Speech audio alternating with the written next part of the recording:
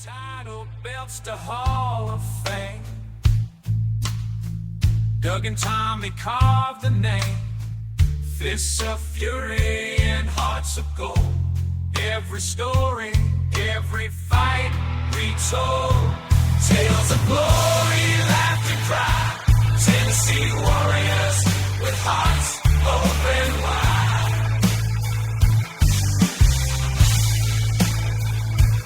In the ring or on the air, legends living without a care. On the mic they roar, on the mat they soar. Dangerous conversations, fans wanting more. Podcast kings ruling the waves. Memphis wrestling raising the stage.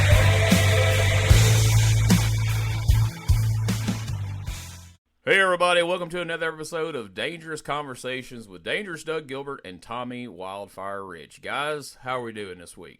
Somebody say something about firing it up, man. Hey, no, it's good. I look forward to every week coming doing this, man. I don't know how Doug is doing. He won't say nothing. Oh, man, I'm doing great. I'm glad Tommy's feeling good tonight, Gene, and I hope you get feeling better. I'm working on it, man, but I wouldn't miss doing this with you guys. We have a great time doing this, and people have been sending in a lot of questions, so we're going to have one of these Q&A episodes. These have been popular. They do well as far as downloads, and people are sending in questions. They want to hear your answers, so if you guys don't mind, hey, let's get you guys to answer some questions for the listeners here of Dangerous Conversations. Well, we'll sure answer some questions, but for all the people that listen, that we appreciate listens and everything, remember, rate, review, and subscribe, whatever platform you're listening to. Right. Somebody say something about follow us. Follow us. Yeah. You don't ever know what you're going to get. And you guys haven't held back yet on any of these questions. You guys have you've answered them all, and you've answered them truthfully, and it's been a lot of fun, man. I've gotten a lot of good feedback on these Q&A episodes. And speaking of, before we move on, we got a lot of great feedback on last week's episode, the West Virginia heist. Have you guys heard from anybody on that? Yeah. I had a couple of comments on mine. Yeah. Yeah, I've heard quite a few. So, do you have some good ones on yours, Gene? Yeah, a lot of people messaged me saying that, they had vaguely heard mention of it over the years, but they had never heard, you guys' side of the story. And I said, well, that's because they've never told it until now. And a lot of people enjoyed getting to hear you guys tell that story. It was a lot of fun, and Did you tell them I was ashamed, Gene?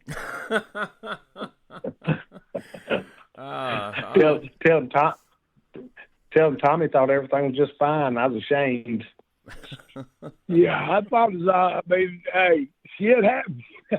There you go.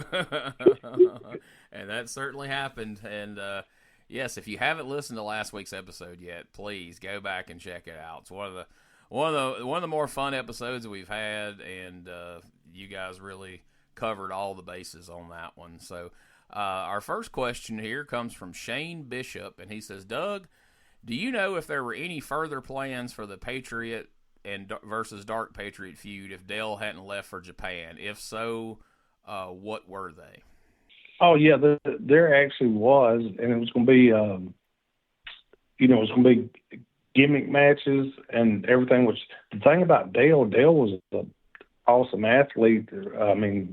Collegiate wrestler, I think, football player, and everything. And but Eddie had plans. We was going to work into different gimmick matches, and I had the claw deal, the glove deal, and we was going to do a thing with the glove on the pole, and all different kind of. Eddie's booking to me was great and everything. He thought everything through and everything, and it would have been a great deal. But I was proud, and Eddie was too, for Dale going to WWF, when he got back. Now, Shane had a follow-up question to that. He says, do you know whatever became of the GWF North American title belt after Eddie took it with him to USWA when he left Global? Yeah, I got it. There you go. Nice. All right. So next question is from Kelly from Columbus, Ohio. It says, guys, I love the show, and I was just curious, back in the territory days, did either of you guys ever get the chance to wrestle a bear? I got a funny story about a bear. I never wrestled no bear. When I broke into business, they had to wrestle the bears. And the first time, matter of fact, I carried my wife, Terry Lynn, with me. We wrestled down in Addison, Alabama, and they had to wrestle the bear. And one of these girls, there was a girls' match too, and they had some honey, and I rubbed it on the crotch of them boys tight. And that bear, he'd fly head there, and then he'd start bibbing them in the goat knees, trying to get that honey. Yeah, that boy got up rubbed completely out of the ring. Sure did. But I do remember the wrestling bears. And what did you rub on him, Tommy? Some of that honey. You remember that? And I didn't just so happens, girl. Remember how they used to have them little bears that had the honey in them? Yeah. She had that, and I put it right in the crotch of his tights. Yeah. I told Terry Lee, and I said, watch this. And that bear snapped him, and he bombed down on this goat. Anyway, that was funny to me. When you said a bear, that's the first thing I thought about. And I guess, Gene, I wasn't quite as ambitious as Eddie was about wrestling a bear, so I've never wrestled a bear myself. But I thought it would be cool, but I never have. I can't say I blame you. I don't think I would want to wrestle a bear either. But I know you guys' friend Tracy Smothers famously wrestled a bear once or twice, I think. Gene, you can't pin a bear, don't you? Right. No, you know why? Why? Because the shoulders around, their shoulders won't go down to the mat. Oh, okay. They have round shoulders. Like you can't pin them. WCW. That makes sense. So, next question is from Frank Parks, and he asks, if you guys were about to fight a whole bar full of people and you only had one guy who could help you, would you rather have Harley Race or Terry Gordy in that fight with you? I'd want both of them. Yeah. But I mean, but it'd be either or. Either or. Yeah, because I'll tell you a story here. I was in Japan, me and Big Terry, and we was in a bar, and we was standing at a table and everything. We was having drinks, and people was coming up talking to us, and this guy, he got jealous or something. His girlfriend was looking at Terry or something, or myself, and she walked over there and said something. So he wound up walking over there, and I said, dude, you better get away.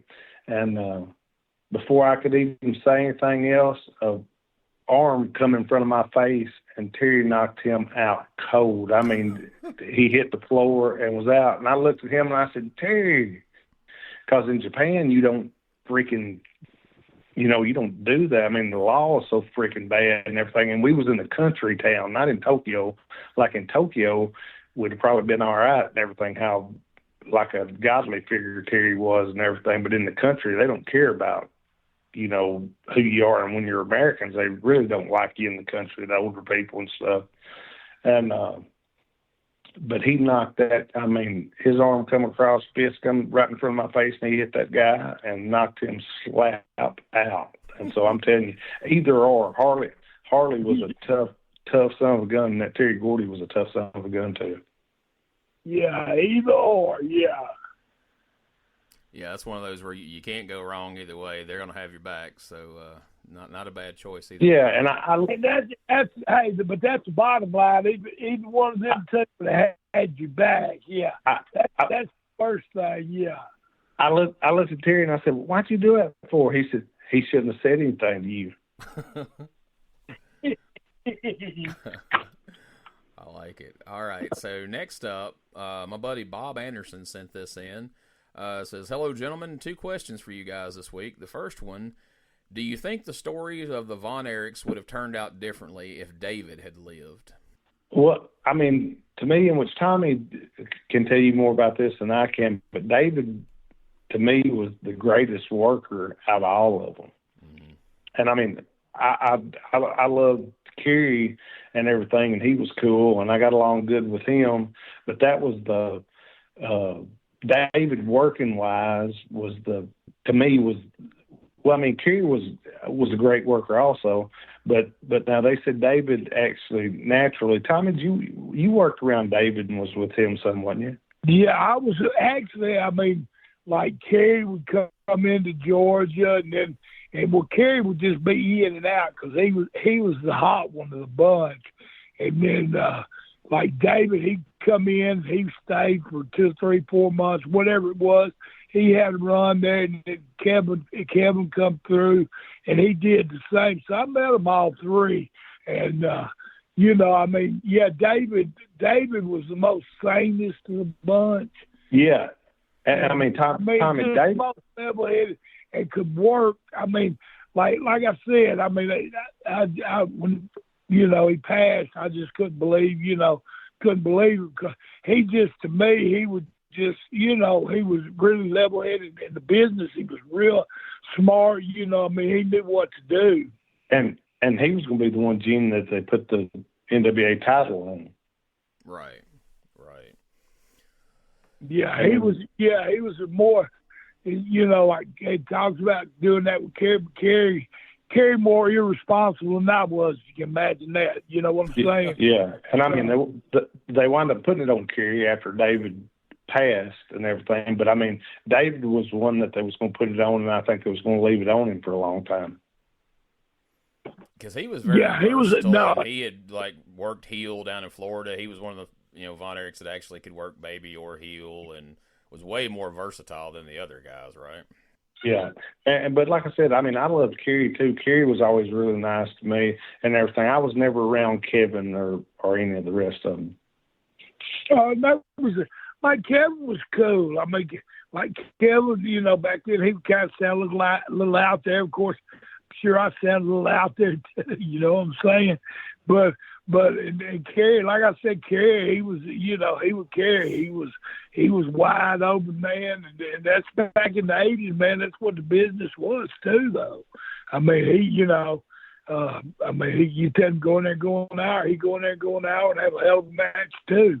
So then the second half of his question, he put, on a lighter note, do either of you have any good Butch Reed stories you'd like to share? Well, I'm not now Butch. I knew Butch. I tell you what, you talking about somebody you want to bar fight with you? I become good friends with Butch Reed. I knew him. Me and Terry Lynn. He hung out with me and my wife. But anyway, yeah, Butch. He was always good to me. And like I said, you want somebody in the bar fight, he'd be one I wanted to. Shoot, Gene. Butch was one of my, you can ask Tommy, me and Butch got really close in Atlanta when I was working there, and I traveled with, of all people, I laughed, my brother was laughing at me, but I would travel with Butch and Ron Simmons, and I'd travel with Butch and Junkyard Dog, and we'd walk in the building or walk in places, and people would look like, What are you doing? What are you doing with these two guys? But man, they was cool and everything. Yeah. I mean, Butch Butch was a double tough son of a gun, which Ron was too, and JYD was just a ball to be around. Yeah, that's you ain't nothing but you say nothing good but about them, because they was all, cool. I know Ron too, man. And every time I see him, I love going to convention, man. He come up and hug my neck. I hug his back, I mean, that was back during the time, man. We just say, hey, everybody was like brothers back then. My favorite story of Ron Simmons is how tickled he got seeing Bill Dundee's car. Bill's got that wrap of his picture and everything on it. They said Ron saw his car outside of a show one time and just couldn't get over it. It's to this day, if you go up and you see Ron Simmons say, "Hey, what about Dundee's car?" They say he'll just bust out laughing and go, Damn, I can't believe he drives around with his face on his damn car like that. I think he's the only one that does. It's a bold move, but anyway. So the next question is from Jeff, just Jeff. It says, Doug, did you ever get any fights as a kid because someone called what your dad and brother did fake? Oh yeah, quite a few. Yeah, I kind of figured. And everything, but I mean that's back when, I mean, like I said, you can ask Tommy and I mean Tommy himself. I mean, when he started and when I was a kid, I mean, you know, when somebody wants to say something, which the whole thing that they all watched it though. That's what killed me. You look back at it now, they all watched it, and they want to say it was fake. And but they'd be up jumping around and everything too. But oh yeah, I got in quite a few fights when I was a kid over wrestling. Craig Williams asked, Tommy, did you enjoy working as a heel in WCW, and how did you like being Thomas Rich in the York Foundation? What's my biggest moment of glory?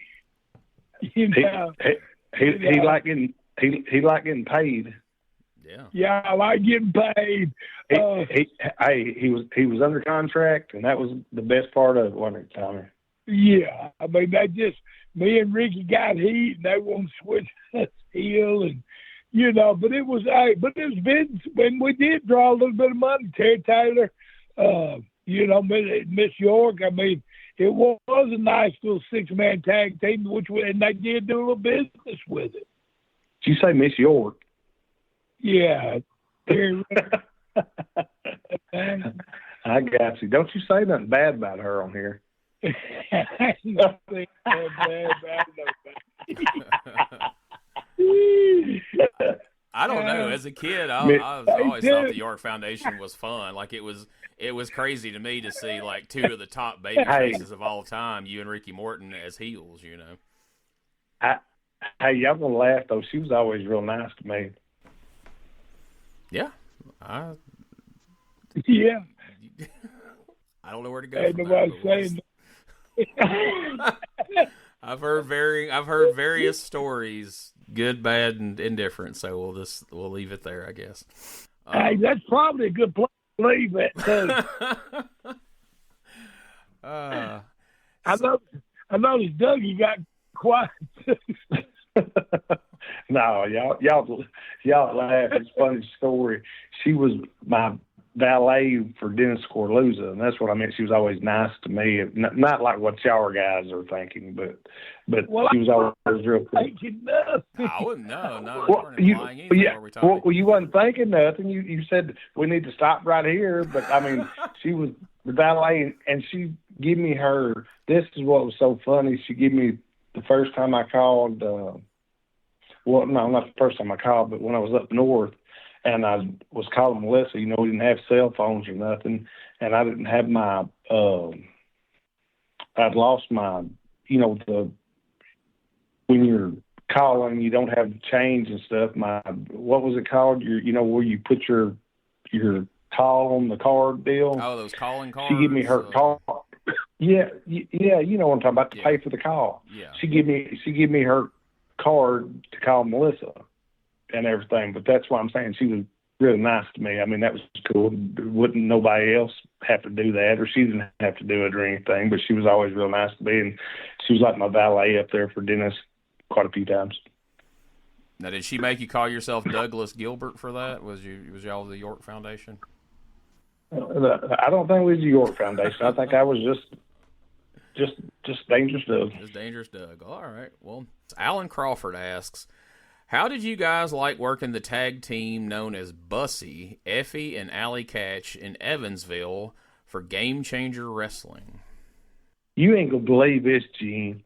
That dang guy put his tongue all the way down Tommy's throat. Oh, let me tell you what he did. That was before y'all got to the ring, right? Well, no, that was in the dressing room. Yeah, that's right. That's what I was thinking. What were their names? Effy and Allie Katch. I played Dougie hooked up with Buffett. Buffett. Buffett. Did he say Buffett? Hey, the funny thing. Hey, the the funny thing. Reread these questions. The funny thing was that they asked about it in the back, and Tommy looked at me, and I got tickled, and Tommy said something about it. He said, "You think we all do this?" And I said, Tommy, everybody's doing everything now. I said, hell, ain't nothing gonna hurt anything. Hey, and I'm gonna tell you this too. That Dougie, when it comes down to business, hey, put my soul in his hands every time, because he is.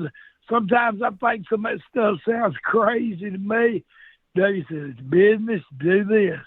But then again, now Tommy got home. Tommy, what did Terry tell you? Should you have done that? Yeah, she tells me a lot. Sitting over beside me, I can't say too much.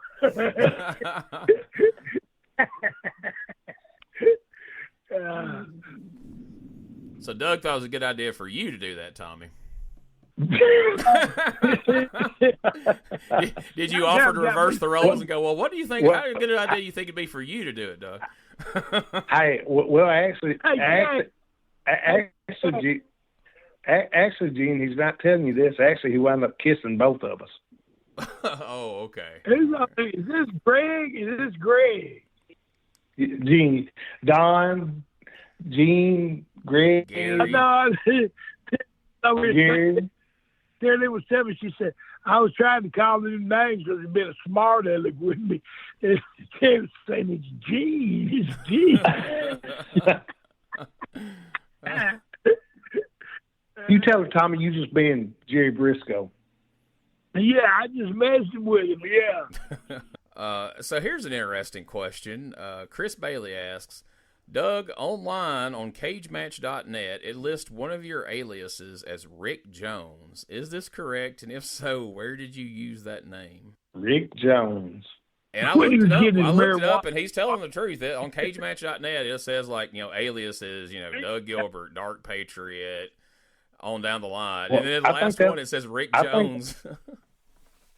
I think that might have been when I was wanted in West Virginia. Yeah. Never heard of Rick Jones. No, that might have been us playing a reel, and they just went out and worked as Rick Jones. Right. That's what I figured. It was probably just some random, maybe one of those WCW shows. Hey, where was I supposed to have worked at? Is that? It didn't give. It just said an alias. It didn't give like a particular match result or anything. So I don't know. Well, I'm sure. Hey, I'm sure I did. Like Thomas said, in business, I'd do anything. I mean, if I thought it would make us money or whatever. Yeah. Hey, and you just sent me a Photoshop the other day. I can't really elaborate on it too much about them hubcaps.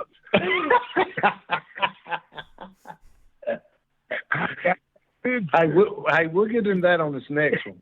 Okay. Hey guys, Ray Russell here, curator of the WrestleCopia Podcast Network, inviting you guys to listen to many of the programs here as part of the WrestleCopia brand, including, but not limited to, the Wrestling Memory Grenade, currently covering the 1988 and the WWF project. You can also listen to the Regional Wrestling Podcast, where we talk the territories, whether it's Jamie Ward with Georgia 81, Roman Gomez with the UWF in 1986, or Gene Jackson covering Memphis in 85.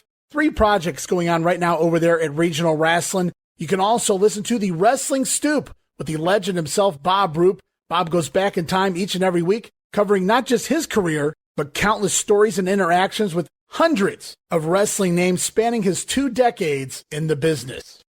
But that's not all. You can also check out the Puro Wrestling Academy with the professor of Puro Resu, Mr. Dan Ginnity. Dan and I go back in time and cover the history of Japanese professional wrestling in the English language. And you can listen to all of those shows and more, all part of the WrestleCopia Podcast Network, located over at WrestleCopia.com. That's WrestleCopia.com, and anywhere your podcast streaming needs are met, from Apple to Spotify, Pocket Cast, and beyond. And while you're at it, why not subscribe to our social media guys for all the latest goings on here at the WrestleCopia Podcast Network. Plus, I'm constantly adding old school video clips and pictures from throughout wrestling history. You can follow us over on X, formerly Twitter, at Wrestling Grenade. That's at RASSLIN Grenade. Also, follow and like me, Facebook.com/Wrestling Grenade. And why not subscribe to YouTube.com/Wrestling Grenade. So if you're looking to support that next up and coming podcast brand, please consider making it WrestleCopia. Hey everybody, Gene Jackson here, inviting you to check out the Retro Wrestling Review, where each week I'm joined by some great co-hosts who help me review classic episodes of USWA Championship Wrestling, and right now we are doing week-by-week reviews of 1993. But we don't just do reviews, sometimes we get a chance to interview some of the people who were there and lived it, plus do watch-alongs. It's a lot of fun, so check out new episodes that drop every Wednesday at WrestleCopia.com. And to find links to everything associated to the podcast, you can go to USWApodcast.com. All right, so Alex Martin asked, Tommy, is there one particular match from your career that wasn't recorded on video that you wish you had on video to show your family and friends? Lord, I don't know. What about your first match, Tommy? Is it recorded? Wouldn't nobody want to see Tupelo, Mississippi, that Big Phil Higginson bouncing me around? Well, I mean, I'd like to see it. Yeah, that would be, because it was, like I said, that night when I wrestled Phil, we went and I wrestled him, and to me it was an all right match. It liked to suck to him, but then the next night we went to Jacob Jonesboro. I would.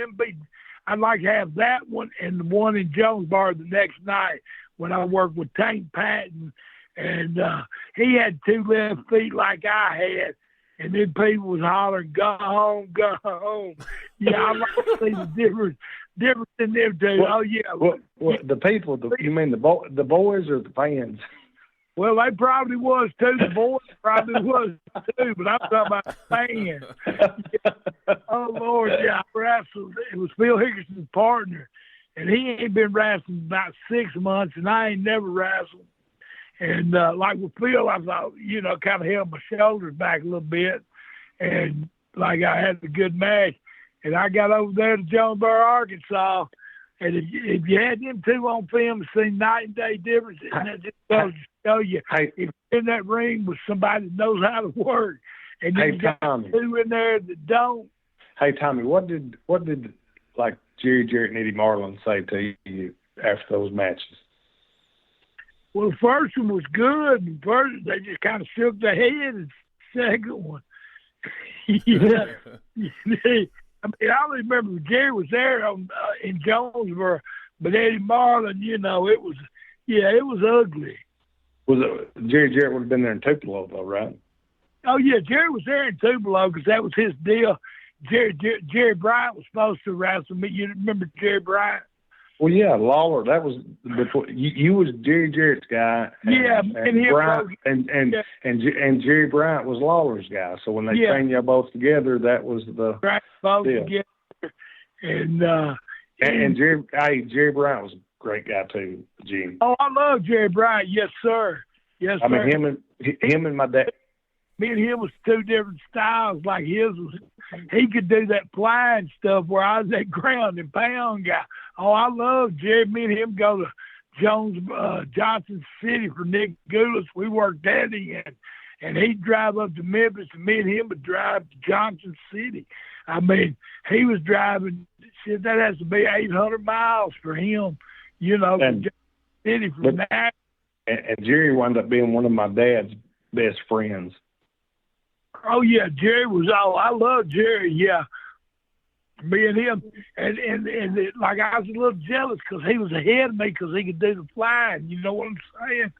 And I didn't understand. Mine was the ground and pound. But yeah, me and him was always shit. We always went to towns. I mean, like we went together. Yeah. And when Jerry got sick, my dad always would go and see him and everything. I mean, he'd go every week and see him and everything. Jerry was just a great guy.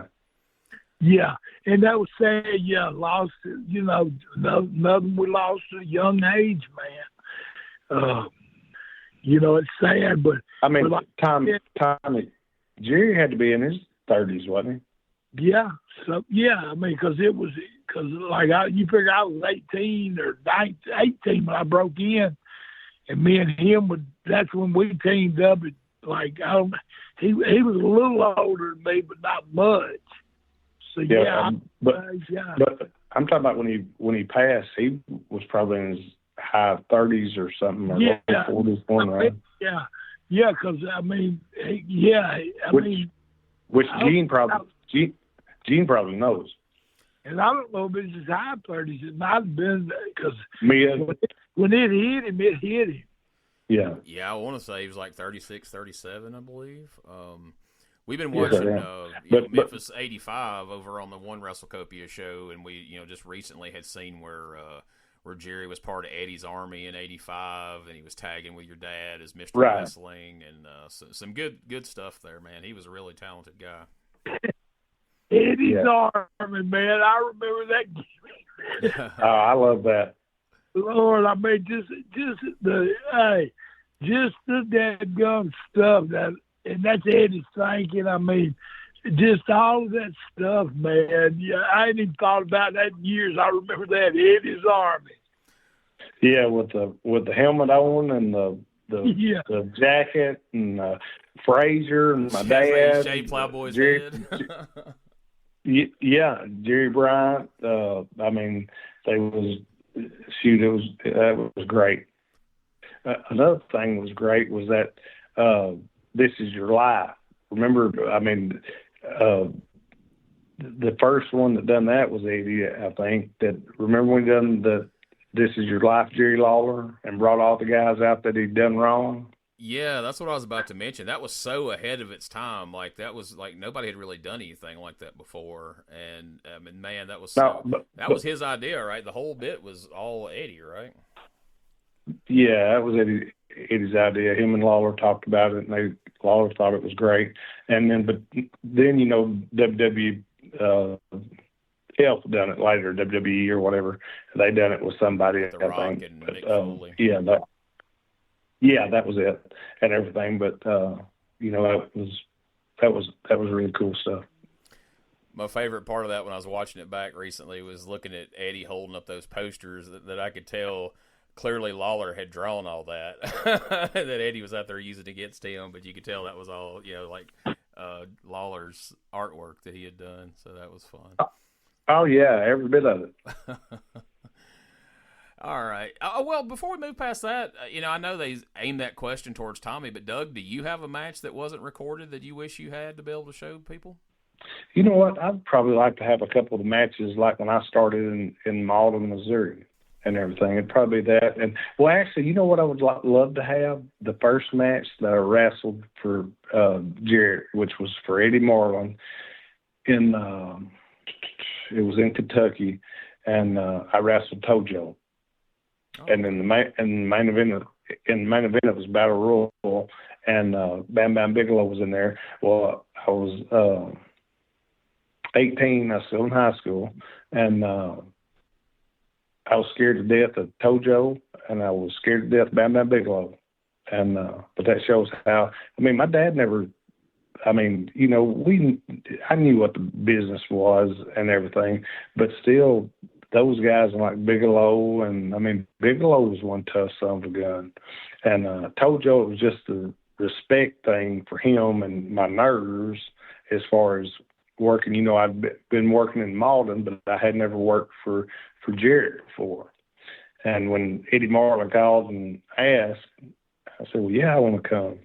And so I come, and that's what it was. I wound up wrestling singles match with Tojo, then being in Battle Royal with Bam Bigelow, and I was scared to death. But I would love to have both of those. Yeah. Did you say Glasgow? I think it was. Yeah. Well, I tell you, Gene, what I'd like to have is the film from Glasgow where that's my film I'd like to have, is the one where I had to wrestle 5 times because they turned around. I think they had the ass home. Yeah, there you go. That's the one I'd like to have right there. I was the whole card. The marathon night for Tommy. Oh man, was there a better big man in wrestling than Bam Bigelow? How great was he for a guy that size? Oh man, for him start, I mean, from when he started, when he come to Memphis, and Lawler worked with him, man, it was just freaking chemistry. Which, I mean, you know, Lawler could work with anybody, whether it was awful or great, and I mean, it would be great. I mean, the awfulest with the broom he could work with, and you know, people's got their own opinions of different guys. It's so great and everything, but I mean, you know, like Tommy drew so much money with Lawler. I mean, Tommy drew a ton of money with Lawler. I mean, Bam Bigelow. I mean, Bam. He was coming in. He was in. I mean, worked some of the tags with him and everything. I mean, yeah, like they said, he was just phenomenal because he could do shit. Not that I ever threw a real good drop kick, but he could throw a drop kick and get up higher than I could. You know, I mean, he just was real agile and big heart too. I mean, he was good at what he did. Yeah. I remember as a little kid seeing him do stuff that, you know, was just mind blowing for a guy his size to be able to do, to come off the top rope and do all the things he did. And you know, you mentioned wrestling Tojo. I don't think people talk enough about Tojo. Like, I've realized, like, you know, being here in Alabama and then over around Memphis and everything, people of a certain age, if you mention wrestling, even if they weren't really a wrestling fan, but they just knew of wrestling, or, you know, people in their family or friends were wrestling fans, one of the first names out of their mouth will be Tojo Yamamoto. Like, a lot of older people remember Tojo, and I don't think he always gets as much credit for being as big a deal in wrestling at one time as what he was. Gene, Tojo and Tommy was partners there for a little bit, wasn't you, Tommy? Yes, sir.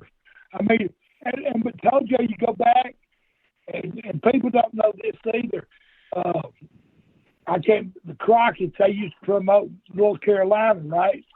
Well, if you go back and look, they had a guy, P.Y. Chong, and that was Tojo. He weighed about 300 pounds or something then. And that's where, he started up there and then come down here, and I guess got with Jerry Jarrett and did it, you know, did the Tojo thing here. But, yeah, he did a thing up there where it was P.Y. Chong. Did you know that, Gene? Gene, I didn't know that. Did you? I had heard that he did that, but I didn't know he was 300 pounds at that point. Man, I'd like to see some footage or pictures. Oh, I've seen pictures. I mean, if he wasn't 300, he was 280. I mean, wow. I've seen pictures of it. And you figure no taller than he was like the whole side of the ring. Have to be. You know, I mean, yeah, sure did. P.Y. Chong. Yeah, he wrestled for the Crockett's up there. And then he come down here with Jerry Jarrett, and it's like that's where he got his promoting, or got his start, and never left. And like you said, Gene, nobody ever has forgot. And people still today talk to me about Tojo. Yeah, they do. You mentioned wrestling, and there's I know around Huntsville, you know, people always go, "Oh, I used to," you know, my grandpa used to talk about Tojo Yamamoto and those wooden shoes, and that, you know, and this, people remember him. He definitely made his mark as you know, a heel, and then later a babyface, like you said. So good stuff. Robert Berkeley asks, Doug, and we've talked about this a little bit on the show, but not extensively. It says, Doug, how did your tag team, the Lethal Weapons, with yourself and Dennis Condrey come about, and how did you enjoy working with Dennis? Man, I loved working with Dennis. He was great, and I mean, you can learn more from Dennis. I mean, you ask Tommy. Tommy worked a bunch with Dennis, I know also, but I mean, Dennis was a great teacher and everything. But I mean, it wound up the Savolis. What was it? IW. What was their thing? ICW, I think it was. Gene, do you remember? ICW. Yeah, they needed a tag team, and Dennis was going to go, and he didn't have a partner. And Paul Heyman called me and asked me would I be interested. And I said, well, sure. Well, he told me Dennis was going, and I said, well, what is the deal? And he said, well, we want to call y'all the Lethal Weapons. And I thought, well, shoot, that sounds good. Yeah. And man, I got to work with Dennis and everything a bunch, and we held the tag titles and everything, and it was really cool. Dennis is a great guy. I remember him coming into Continental towards the end of Continental as the Lethal Weapon, Dennis Condrey, and he started using the DDT and had a good run there. And I guess this probably would have came right on the other side of that. Probably would have been when he went up there. And I don't know if you can find this or not, but me and Dennis wrestled the Cheetah Kid, and which that's what Titty Petty wrestled in Japan as, I think, and there was another guy as partner, and he was a masked guy, like a kind of the same gimmick, and the guy wound up somewhere or another, he punched me in the nose, and I went to lock up with him, and he punched me in the nose, and it broke my nose, and I carried him back to our corner, and Dennis just slapped my back, and he got in, and he beat the shit out of that guy. Yeah, there's a lot of stories about Dennis. Like, Dennis was a pretty badass dude, right? I just been to say that's another one in the bar fight. He'd be another one you call. And I remember when him and Phil Higginson, you talk about a heck of a tag team to draw good money in Memphis. Phil and Dennis, they had a good run here in Memphis, where they draw big money. But I thought it was cool, the name, the Lethal Weapons. I thought that was cool, and Paul Dangerously Manages, which is Paul Heyman now and everything. But we had a good little run up there and made some money, and that's the main thing. It is hard to find footage of that. Dennis is a great guy. I love Dennis. And like Tommy said earlier, I love being at the conventions and seeing Dennis and getting to talk to him and everything. Man, he's such. I got so much respect for him and everything. Dennis is a great guy.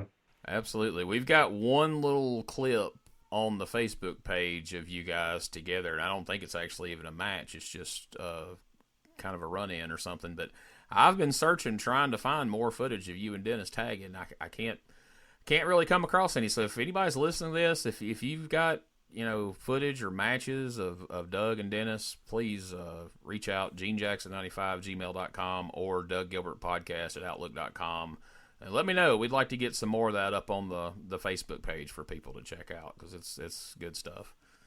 But I mean, you couldn't help. You can ask Tommy this, like me being a young guy, you couldn't help but to learn from Dennis. And I mean, Dennis was a tag team specialist from the get-go, wasn't he, Tommy? Oh yeah, Dennis.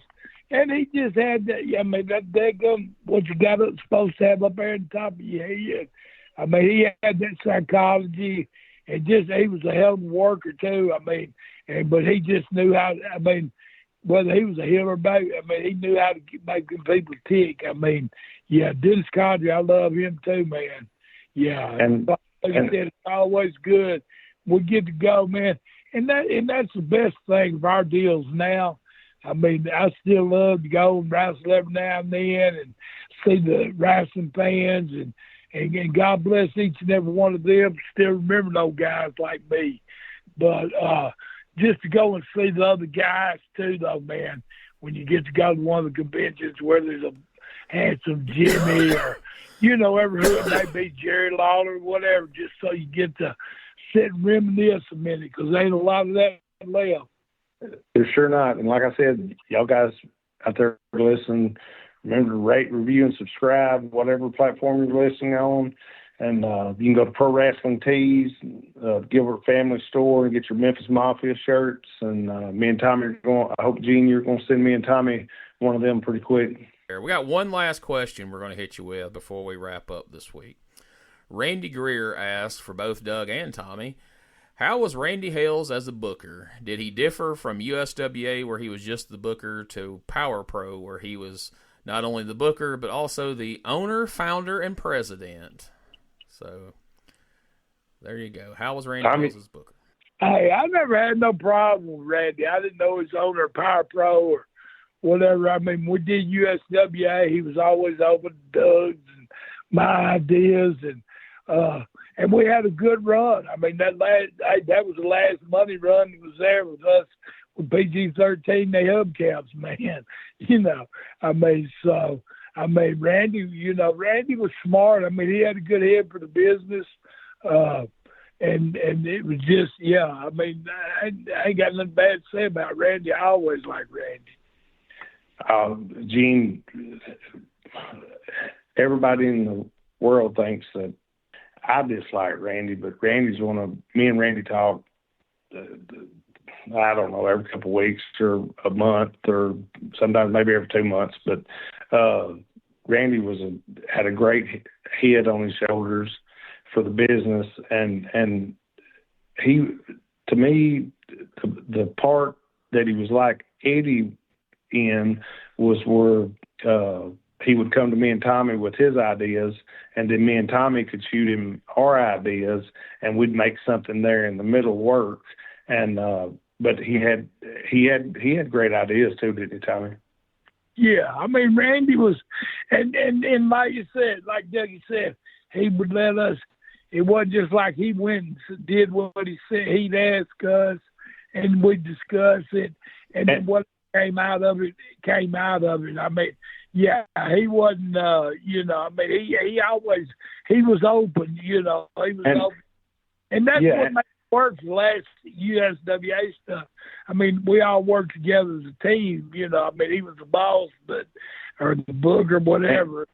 And what was cool, Gene, I think the two last big angles, and I ain't tooting my own horn or nothing, but it was me and Brian that he booked that, and I thought that was booked great and everything. But he also let me and Brian have,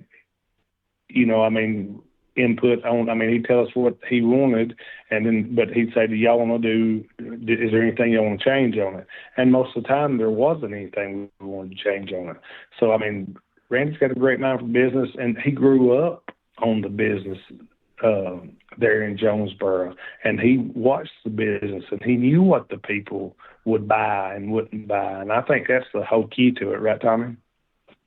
Yeah, I mean, he was just like you and your brother. Y'all was knee high when y'all started coming. I mean, so if anybody, ain't too many people tell you no more about the business than y'all, because you was, when you was knee high, knee high tall, y'all was at the business, you was watching it, whether you was learning nothing then, it's still, you learn it, man. And, it's just, and Randy did good, I mean, he was always there.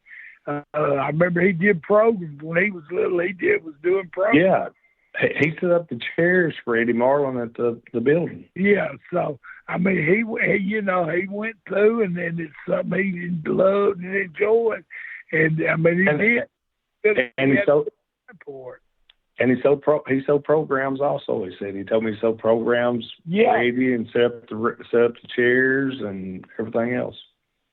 Yeah, I mean, that's like I remember Eddie. Going a little, he'd go everywhere and take pictures.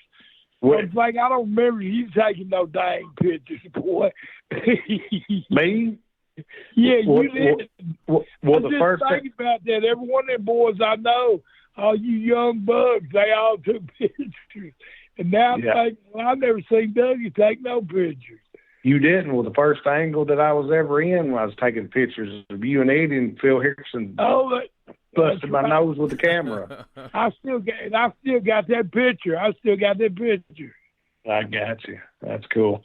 But anyway, no, Gene, that's all. Like I said, Randy's got a good head on his shoulders. He come from when he was young and grew up in the business. And we always told him he was Eddie Marlin's son and everything, and had to get him started. But I think he liked that. And he spent time with Lawler too, didn't he, Dougie? Him and Lawler are real tight. No, and he was some of the best minds in the business. Yeah, he was one of the, he was a manager at Lawler's Hall of Fame Bar and Grill for about 2 or 3 years there. Yeah, I mean, I think Randy's done every job there is to do in the wrestling business over the years, right? Like you say, from selling programs up to the show. Hey, Gene, but don't make him mad though. Well, don't make him mad, and don't tell him you're not doing his podcast. Don't make it. Exactly. Don't make him mad, and don't get him on a rambling roll, or he'll be on there all night. But yeah, I find it funny that people still think that you don't like him, but yet he's been a guest on this podcast. You know, he's had you at the Hall of Fame shows multiple times. Like, clearly you guys get along, but people are still hung up on something that happened 20 years ago, you know. Or shit, 25 by now, not even 20. Well, that's what I was fixing to say. I think you're cutting a little short there. Yeah, as soon as I said that, I was like, well, no, it's 2024, and that was, 98 or something? Yeah, something like that.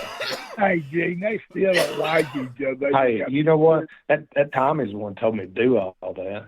Damn it, Tommy. And he's pretending that face on TV.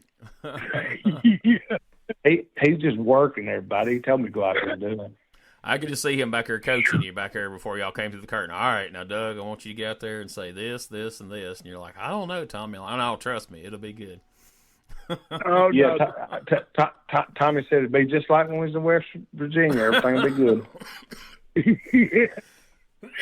I felt worse over there than I did in West Virginia. Yeah, we'll talk eventually. Eventually, we're going to have a whole episode about y'all's feud with PG-13. Eventually, I'm sure we'll do an episode one day about the whole Power Pro thing and all that. But coming up here on the show, we're going to be starting a series of shows about the USWA. We're going to be kind of breaking it down year by year. You guys were so active there. Eventually, we'll go back and talk about some old CWA stuff. And also, since we got such good feedback and everybody enjoyed the Thanksgiving show, we're going to be the week of Christmas. We're going to do a Christmas episode where we go back and talk about various cards on Christmas Day that you guys were on, and we'll run down the cards and talk about some of the people on the cards. And you guys, I think you guys enjoyed doing the show, and everybody enjoyed listening to it. So we're going to revisit that for Christmas. What do you guys think about that? Ho, ho, ho, ho. I'm ready, baby. Man, it sounds great to me, Gene. Well, good deal. Well, folks, keep following us. Keep listening to the show each week. Please, if you enjoy the show, like Doug has mentioned, please rate, review, and subscribe on the platform that you use to hear the show. Tell a friend about it. Share it with your friends. Share it on your Facebook. Share it on your X, Twitter, if you will. Man, we sure appreciate that, and every little bit helps get the word out there, let everybody know what we're doing over here at Dangerous Conversations, and lets people hear these great stories that Doug and Tommy share, and guys, we've barely scratched the surface of stories you guys have got. Oh, you're not kidding, Gene. But hey, listen, like Gene said, rate, review, and subscribe, whatever platform you're listening on. Pro Wrestling Tees, Memphis Mafia Shirts, the Gilbert Family Store. Get what you want. But anyway, listen, Gene, peace, we're out. Tag team action between the Enforcers and Ron Simmons and Barry Windham. And when you talk about tag teams, we've got to talk about next week right here on the Pro. Thunder Cage 91, the York Foundation joining me now, will be involved in that. Alexandra York, I'd be remiss if I did not ask you, where is Terrence Taylor? I don't believe that's any of your business, Eric Bischoff. Come bell time, he will be there. And I might add, I am extremely frustrated with the manipulation that we've had to deal with this Thunder Cage 91 business. I don't like it. How about it, Thomas Rich? 6-man tag team action in a cage. This is really threatening not only your well-being, but obviously your career as well. Well, WCW, they flammed us again. You know, they're trying to kill the York Foundation. Well, you're not going to get the job done. Dustin Rhodes, Big Josh, Z-Man, all it's done's made us mad. We're going to run your head right down that cage, and it's going to be all over for you. Thunder Cage, I'll be there. Richard Morton, no doubt about it, as a tag team, certainly you have the ring experience, but this is 6-man action. And have you ever been in a cage with anybody as lethal as the Z-Man, Big Josh, and Dustin Rhodes? It don't make no difference who we're in a ring with. We got railroaded one more time into a cage match. You see, we don't care, Dustin Rhodes, Big Josh, or Z-Man. We're going to beat you just like we did last time on TV, because we are the 6-man World Tag Team Champions. You heard from the York Foundation. That's next week, our main event, Thunder Cage 91. Before we get out of here, I just want to take a moment to remind everyone, if you have an upcoming wrestling show, autograph signing, collector show, Comic-Con, or any event or booking that you would like to inquire about the services of Dangerous Doug Gilbert and or Tommy Wildfire Rich, just send us an email at douggilbertpodcast@outlook.com, and someone will get back to you as soon as possible to get more information on your event and do the best we can to make that happen. Also, if you are interested in advertising your event, your business, your product to the listeners of Dangerous Conversations, as well as to promote your event, business, or product across all our social media platforms, you can send that inquiry to douggilbertpodcast@outlook.com. We would love to work together with you to get that out there to the listeners of Dangerous Conversations. Remember to check out douggilbertpodcast.com. There you can find links to all things related to this podcast, as well as Doug and Tommy themselves. You'll find a link to the Dangerous Conversations Facebook page and the Dangerous Conversations Twitter, now known as X. And we're always posting content daily, involving the Gilbert family, Tommy Rich, all sorts of things from their career. We got magazine articles, videos, pictures, you name it. We're posting new content every single day. Make sure you follow so you don't miss out on any of that. Plus, you can follow Doug and Tommy's personal Facebook pages on there. Dangerous Doug Gilbert. You can search that on Facebook. You can also search Tommy Wildfire Rich. They both have Facebook pages. And Doug does have an X page as well, and you can follow them there. But if you really want to help support, you can go to the Gilbert Family Pro Wrestling Tees store, which there's a link to there on the douggilbertpodcast.com, and you can find t-shirts of Doug, Eddie, and their famous father, Tommy Gilbert, as well. Also, Tommy Rich is going to be having some t-shirts coming up very soon. Follow him on Facebook. We'll be talking about him here. But look for some cool new Tommy Wildfire Rich t-shirts coming out soon that you can partake in as well. Also, if you've enjoyed the show, please subscribe, rate, and review the show on the platform of your choice. It would really help us in building up the podcast for the future. Plus, it helps us know what you like, what you don't like, where we need to take this podcast moving forward. Also, if you want to see a whole bunch of matches, promos, and angles, a lot of the ones that you're going to hear us talk about on this very podcast, you can go and subscribe to our YouTube channel, youtube.com/@RetroWrestlingArchive. Of course, it's linked right there at douggilbertpodcast.com, and you will find a ton of matches featuring Eddie Gilbert, Tommy Gilbert, Doug Gilbert, Tommy Wildfire Rich. There's playlists of all them that feature hundreds of matches of each of them. So make sure you go check that out. And not just of them, there are thousands, literally, at this point, of videos from wrestling from across the territory days, you name it. If we don't have the video uploaded to our channel, we at least have organized you a playlist of just about every territory, every show that's out there. You can find it in one convenient location there on YouTube at the Retro Wrestling Archive. Plus, don't forget, you can find all things related to my popular Retro Wrestling Review USWA podcast at uswapodcast.com. And last but certainly not least, we are proud to be a part of the WrestleCopia Podcast Network. Go on over to WrestleCopia.com to check out all the great pro wrestling related podcasts and various content that our friend Ray Russell provides you. You'll be glad you did. So thanks for listening, and we'll catch you next week for another episode of Dangerous Conversations with Dangerous Doug Gilbert and Tommy Wildfire Rich. In the heart of Tennessee, born with pride, Doug and Tommy taking rings in stride. Memphis legends never backing down. Wrestling warriors, they wear the crown. USWA glory in their veins. Fighting legends breaking chains. In the square circle they made their name. Podcast champions, it's their claim to fame. On the mic they roar on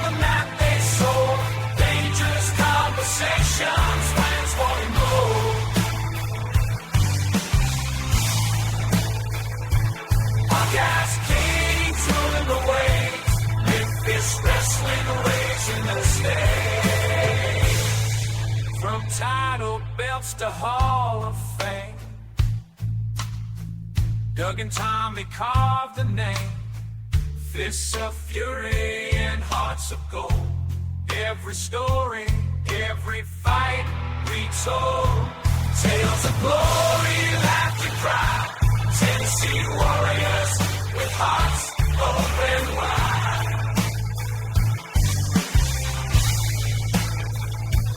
In the ring or on the air, legends living without a care. On the mic they roar, on the mat they soar. Dangerous conversations, fans wanting more.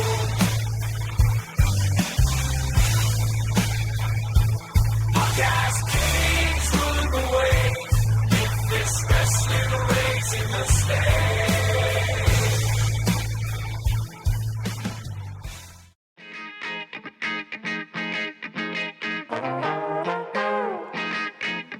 Hey, it's Bob Smith, and guess what? The Outdated Wrestling Hour is now part of the WrestleCopia Podcast Network.